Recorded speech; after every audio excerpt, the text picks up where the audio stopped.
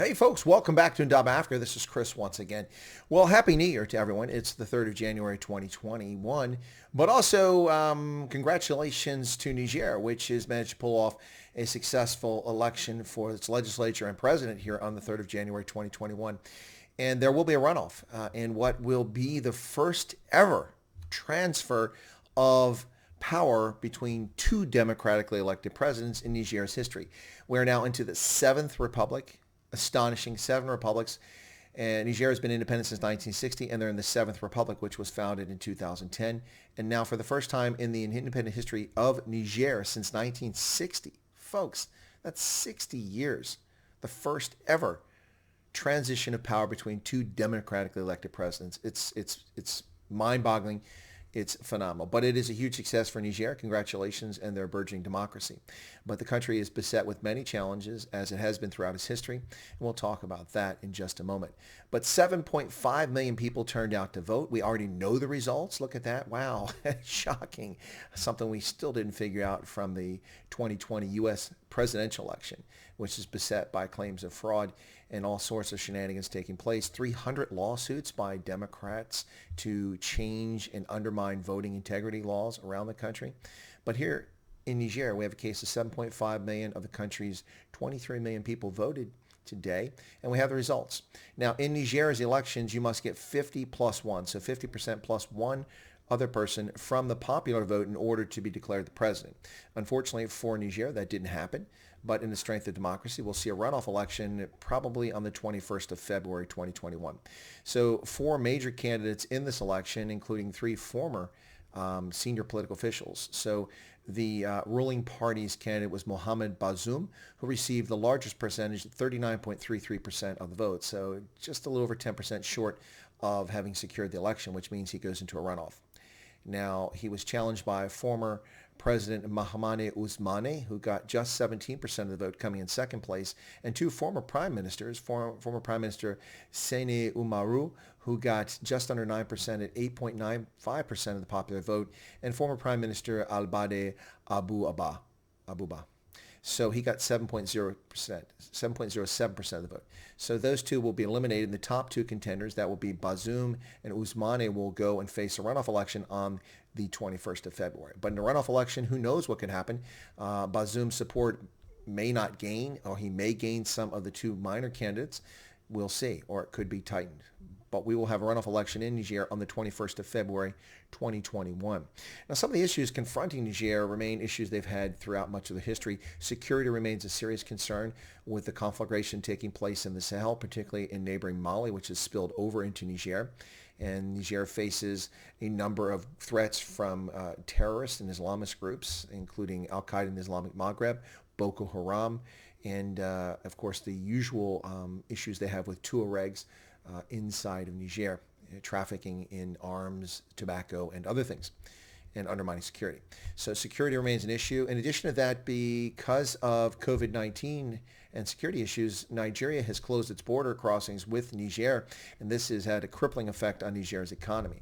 The country of 23 million people produces very little and can't feed itself, and so it relies heavily on imports from Nigeria or through Nigeria, which are unable to now get into Niger, and this has had a devastating impact.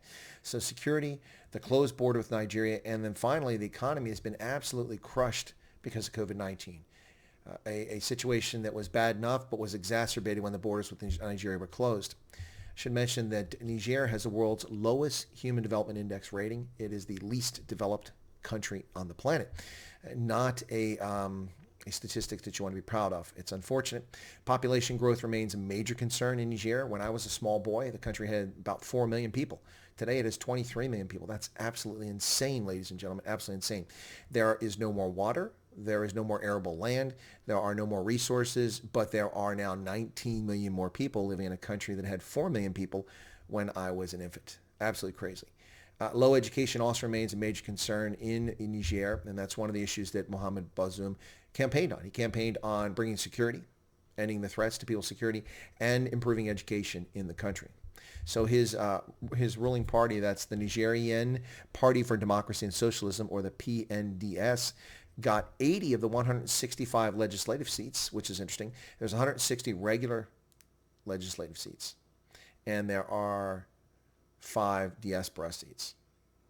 So the 5 diaspora seats are yet to be decided. So if they get 2 of the 3 votes there, that would give them an outright majority in the parliament. And that would mean the ruling party not only possibly will capture the presidency, but also retain control of the parliament. So that's yet to be decided, folks. As I said, a 21 February runoff election. Congratulations to Niger. Unlike the United States, successfully conducting a presidential and a legislative election all in one day. Success to them. Well done. A peaceful election and appears to be a legitimate election across the board. So we'll see a runoff election between the top 2 candidates. That's the candidate for the ruling party, the PNDS. That would be Mohamed Bazoum, who received 39.33% of the vote, and former President Mahamadou Ousmane, who got 17%. Those 2 will compete on the 21st of February for the presidency of Niger. In the meantime, we'll know the results of the diaspora election, and those 5 seats reserved for Nigerians living abroad to be represented in the parliament. And so we're waiting to see what happens with that as well, and whether the ruling party remains in control or it has to form a coalition. Folks, Niger has been beset by military coup after military coup throughout its history, so over the last 60 years. And security has been a major issue, not only from those threatening the government, but from the government itself. So it is very refreshing to see for the first time in Niger's 60 years of independence that as an independent nation, Niger will now experience its first ever peaceful transfer of power between 2 democratically elected presidents. The current president is stepping down after his 2 terms. He served his 2 terms in office, and it's time for him to depart. And of course, that president is Mahamadou Issoufou. So Mahamadou Issoufou has had his 2 terms since the 7th Republic started, 2010 to 2021, 2011, 2021, and he'll be stepping down now as a democratically elected president, being replaced by one of these 2 gentlemen, Bazoum or Ousmane. So there you go, folks. Congratulations to Niger. If you're not a subscriber to Chris White Africa, why not become one? It's absolutely free. You get coverage and analysis from across Africa, and also for the actors who are involved in Africa, whether it's multilateral institutions, the Europeans, the United States, China, whomever it is. We talk about Africa in all aspects of the continent: politics, culture, religion, science, sports, you name it, we discuss it here on Chris White Africa. So feel free to become a subscriber. Leave a comment if you'd like. And I ask you to smash the like button because likes drive viewership. And quite frankly, not many people will have much interest in Niger, and that's unfortunately. It is a fascinating country, a place I once lived and worked in. So there you go, folks. And of course, I'm wearing not a rugby jersey today, but a soccer jersey for the Nigerian national side. There you go, folks. Niger. Check it out right there. Pretty cool. There you go. All right, folks, that's the football jersey from Niger. Take care. Thank you for your patronage. God bless, and have a good day.